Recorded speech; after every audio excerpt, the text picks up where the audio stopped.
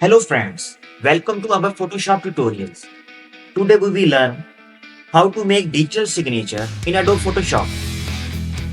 Go to channel, click on red, copy of this layer. Go to image, adjustment, levels.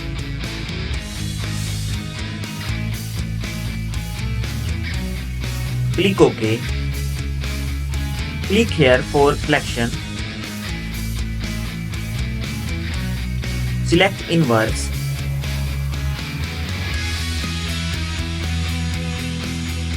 Delete this layer. Duplicate it with Ctrl+J. Delete the layer. Your digital signature is ready to use. Use your signature where you want. For more Photoshop tutorials, subscribe our channel.